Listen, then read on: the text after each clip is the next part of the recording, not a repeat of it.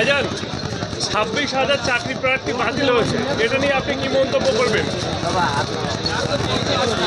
26,000 চাকরি প্রার্থী বাতিল হয়েছে, যুগান্তকারী ঐতিহাসিক সিদ্ধান্ত কলকাতা হাইকোর্টের। এই রায়কে স্বাগত জানিয়ে বলছি, কিছুটা হলেও আমি দুঃখিত।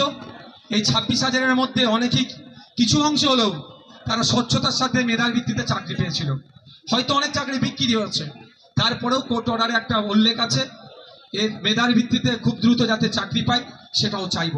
তবে এর সমস্ত দায়ভার রাজ্য সরকারকে নিতে হবে, কারণ তারই সরকারেরই ব্যর্থতার জন্য, অপরিচ্ছন্নতার জন্য, নোংরামির জন্য, দুর্নীতির জন্য আজকে পশ্চিমবাংলার এই সমাজ, এই সমস্ত মানুষজন, এই 26,000 সহ যার পরিবার সহ যারা দুর্নীতি করেছে তাদের কথা বাদ দিচ্ছি, যারা মেধার ভিত্তিতে চাকরি পেয়েছে তারা আজকে আতঙ্কিত, তারা আজকে লজ্জিত, তাদের সোশ্যাল স্ট্যাটাস ডাউন হয়েছে। এই দায়ভার রাজ্য সরকারকে নিতে হবে। অপদার্থ রাজ্য সরকারের যিনি প্রধান হয়ে বসে আছেন তিনি বলছেন 10 লক্ষ চাকরি রেডি আছে, একবারের জন্য বললো না, তাদের সরকারের ব্যর্থতার জন্য আজকে মুখ থুবড়ে পড়লো, এটা একবারও স্বীকার করলো না।